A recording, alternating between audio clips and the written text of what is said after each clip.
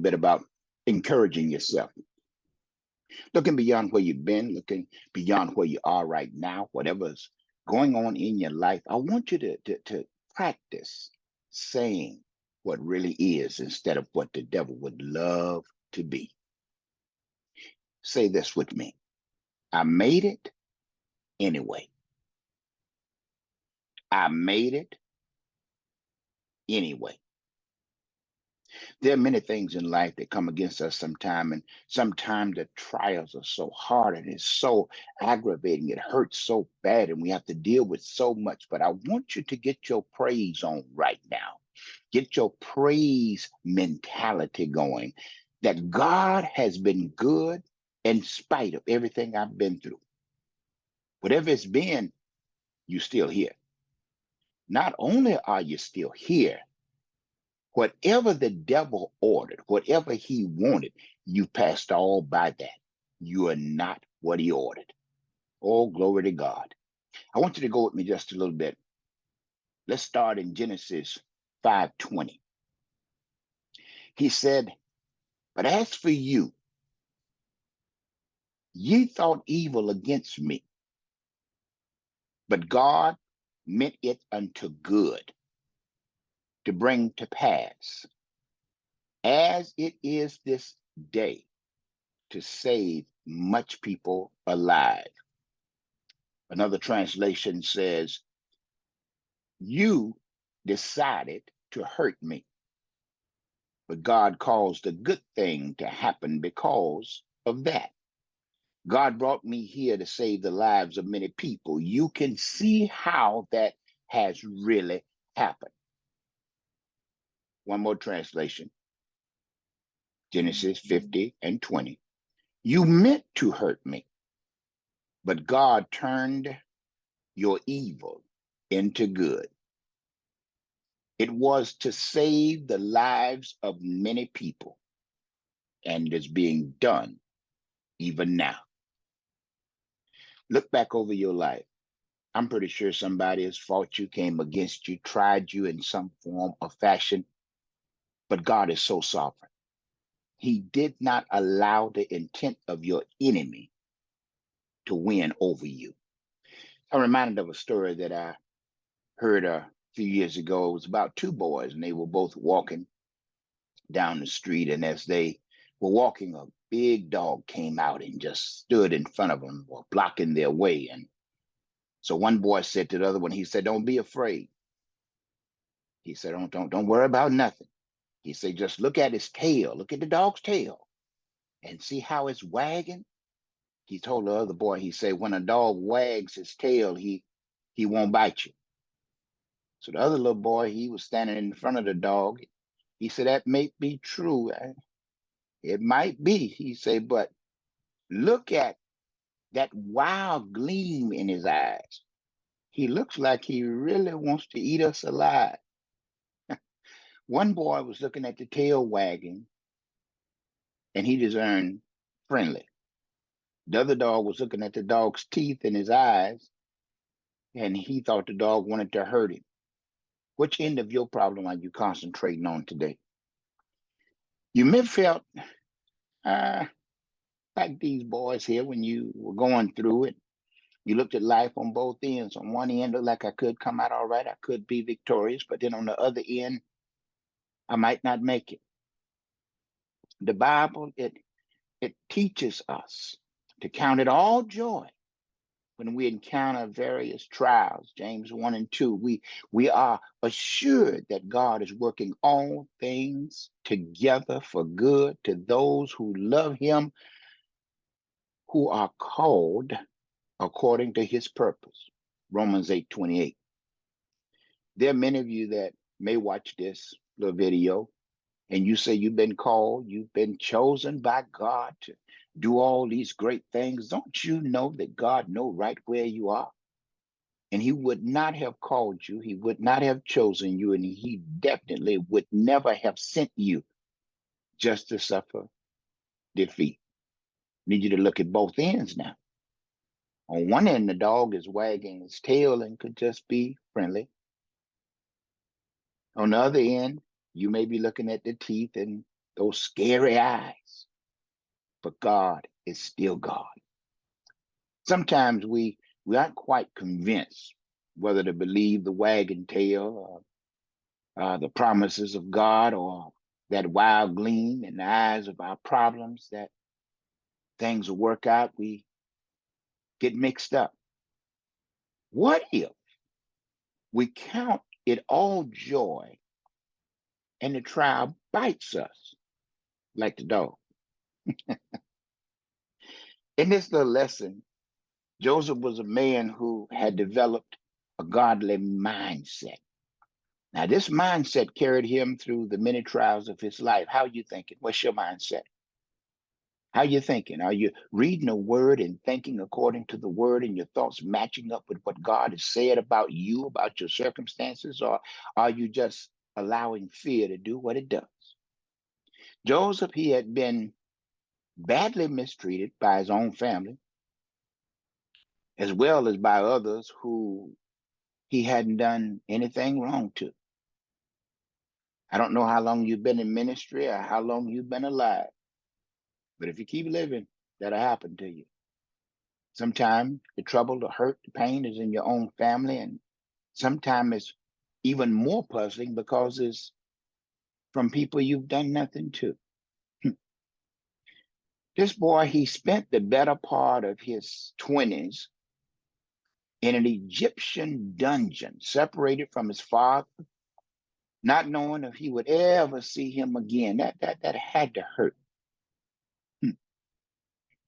Yet, in spite of all these trials, he could see his brothers, look at them, and say to them, "You meant it for evil, but God meant it for good."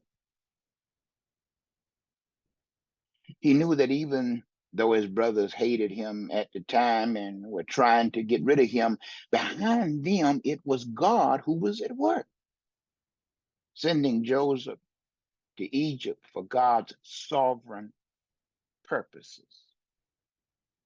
I want you to take your focus off whoever's been lying on you, lying to you, lying about you, talking about you, putting you down, discouraging you. And I want you to imagine God standing behind them, working on your behalf to do the things you were born for, to bring to pass all those things you've been praying and waiting on. But He's behind this ugly picture of hatred, of disgrace, dishonor, discouragement. Joseph's trust in God, his goodness, all of this, it carried him through all of these terrible trials with a joyful spirit, free from bitterness and complaining. He believed that no matter what I'm going through, what I'm dealing with, God is still in charge. This little message today, I want you to glean that from just this little time. God is still in charge. Yes, it happened. Yes, it hurt. Yes, it sounded bad. It felt bad. It is bad, but God is still in charge. Joseph believed that so much, he found a way to make joy while he was going through. Kind of sounds like Paul and Silas and a few others, don't it? The same mindset that he had, it'll help you to bear up under trials. Trials are heavy, but you can bear up if your mind is right. To bear up under trials, you got to trust in the sovereign goodness of God in every situation. It doesn't matter what they say, what they do. You got to know that God is still in charge no matter what. God got this. God got this. The money is short. Ain't no money at all. There's no hope of any money coming on the natural side, but God is a provider. He promised to take care of all of your needs. Behind that picture of zeros when it comes to money, God is at work on your behalf. He wouldn't have given you a vision without a plan. God is one of the greatest and best businessmen you'll ever know. He always has a plan. He never says anything unless he has a plan. When he told Noah to build an ark, he had a plan. He knows what he's doing. A mistaken idea widely promoted by Christian circles today, I want to address this for a second, is that all trials are from the devil and that a good God would never send trials to his children. So when we are hit by a trial, whether sickness or a difficult person dealing with us or financial setback, we are supposed to rebuke the devil and claim our victory by faith. Now, if nothing don't happen, if we don't experience this, work it out just right, then that means we have failed and we have lost. Well, I'm here to tell you that's not the case. Sometimes God works in the mess through the stress. Sometimes God works in your mess through your stress. God is sovereign over all, even over the evil things people do to you. God is still in charge. He's still God. He's still a boss. He still calls the shots. What is even more galling or strange or hard or hurtful? Often, the family members who mistreat you seem to be doing quite well in life. Genesis 38 shows how Judah, who had suggested selling Joseph into slavery, was doing quite well, even though he was so far from God that he didn't hesitate to go in to what he thought was a harlot for a moment's pleasure. He had his pagan friends and seemed to be enjoying life all the while Joseph was grinding out in existence as a slave in a foreign country. Sometimes when you look at pictures like that, it really hurt. You're trying to do right, you're trying to do good, and then you look at the people that are not, don't even seem to care whether they do right or not. Seem like they're always doing better than you. Look like they got it going on. You just wish you had one car. They got two cars, a bicycle, and a motorcycle, and a boat. Sometimes it looks like that, but God is working behind the scene. Things are not always as they appear. You have to keep in mind as you study Joseph's story that at the time he was suffering, Joseph didn't know how the story would turn out. Yet he trusted God. He trusted the sovereign God. He trusted God to make a way or to make things right, even though there was no time set for him to get out of prison. There was no way of escape from his troubles, and things just seemed to keep piling up. He had no idea the outcome. He just trusted God. Can you do that today? Whatever your situation is, put the load down and just say, Lord, I trust you. Those are my favorite words. So many times I don't know what to do. I just say, Lord, I trust you. Sometimes how I feel, if I went by how I felt, I wouldn't be doing this. If I went by how I felt, there wouldn't be no sermons preached, wouldn't be no songs sang, recorded, no music played. Sometimes I had to just tell him, Lord, I trust you. Like Joseph, I don't know how this is going to come out, but I trust you. God raised him up, but he didn't know God would do that. God made him second to Pharaoh. He had no idea there was even such a vacant place, let alone a place he could be in. There are so many things God's doing in your life that you have no idea.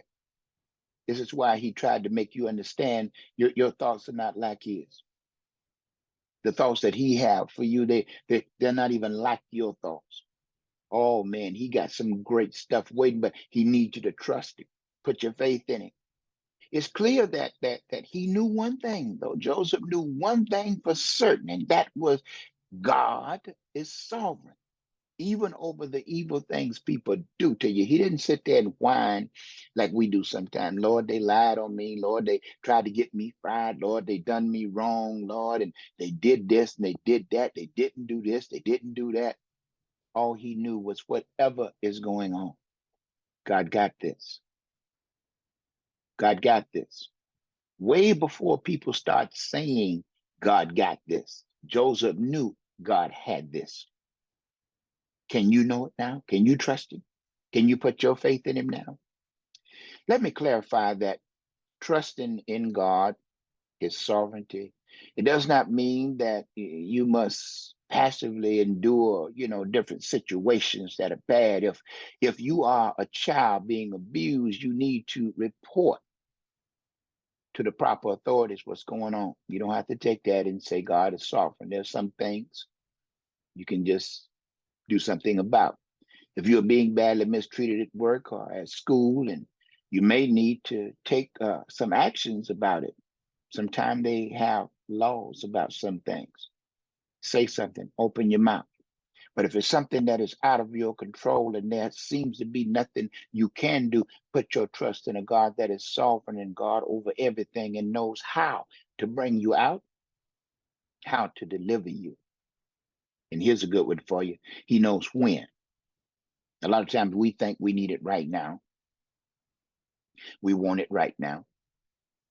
I would that it all happened right now. And sometimes God will just put us on hold and let us stay there for a little while. Some blessings you got to grow to, mature to. Some you got to learn to appreciate. I tell people sometimes the first guitar that my mom bought me, I didn't know she saw my talent, but I didn't know the value of the guitar. So I tied a string around the neck of it and pulled it through a mud puddle and called it a boat. That was the first one. Second one she bought me, I took it and made a baseball bat out of it and broke it. She let me wait a little while before I got another one.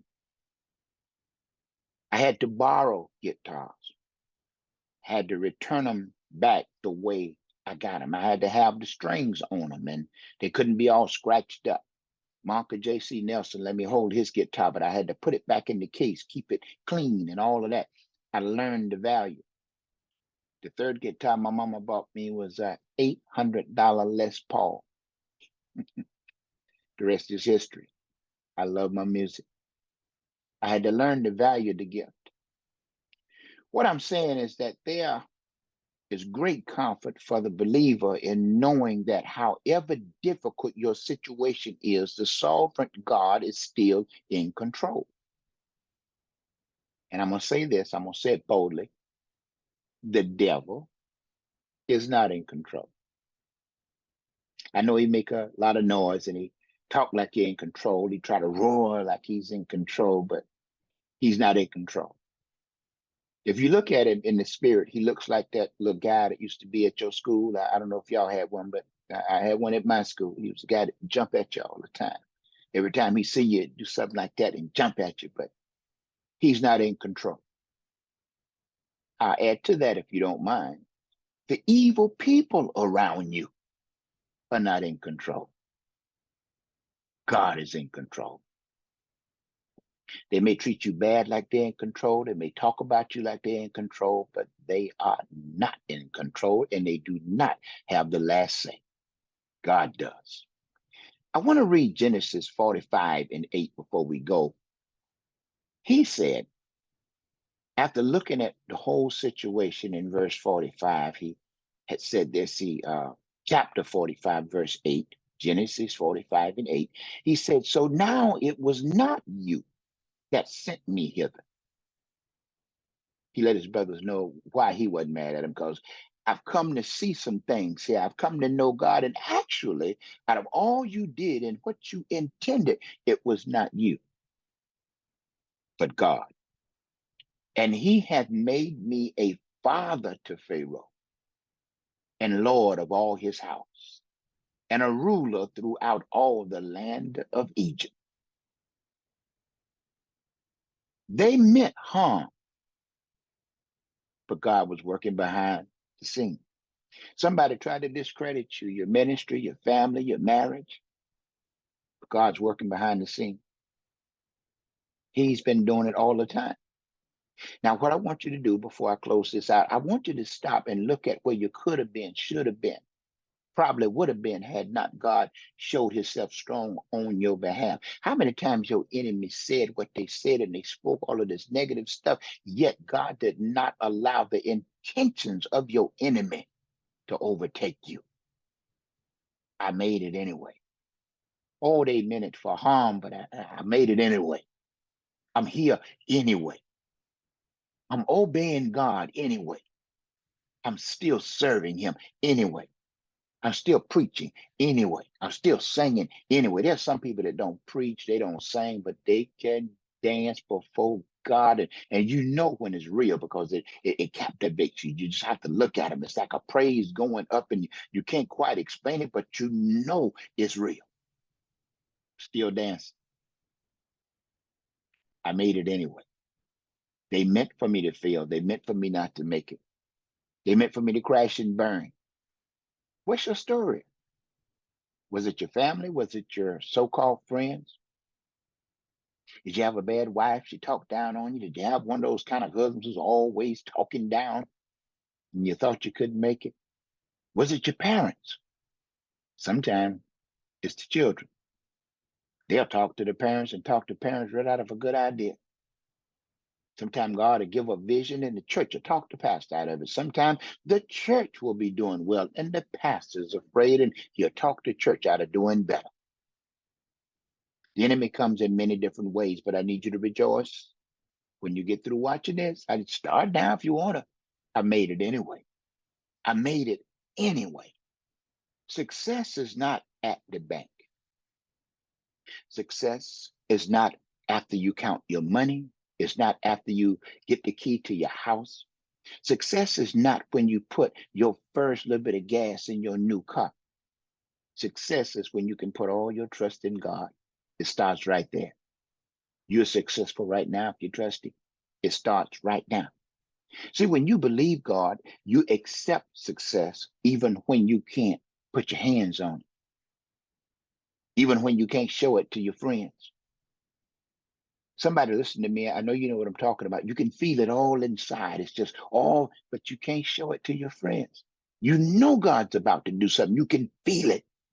He's got you stirred up. He's got the water that flows from your belly. He's got it boiling. He's got you stirred up, but you can't show it to your friends. You can't show it to your family yet. Success is already started. Now faith is the substance of the things you hope for. It's the evidence of the things you do not see yet. God is about to show himself strong. He's about to put you in that place where you can not only testify, but stand as a witness of his goodness, of his greatness, of his faithfulness, and of his sovereignty. What a sovereign God. He got your back. Don't worry about what the people are doing. If you're living good, if you're living right, stay right there. Don't. Because they call you a dog, don't start licking your water. They call you a dog, you stand and let them see you drink out of glass just like them. That's the easiest way to let a liar know. We know you lying. God is awesome and he's ready to bless you. They meant it to hurt you. They meant it for harm, but God turned it into good and you made it anyway. Come on, say it with me. I made it anyway.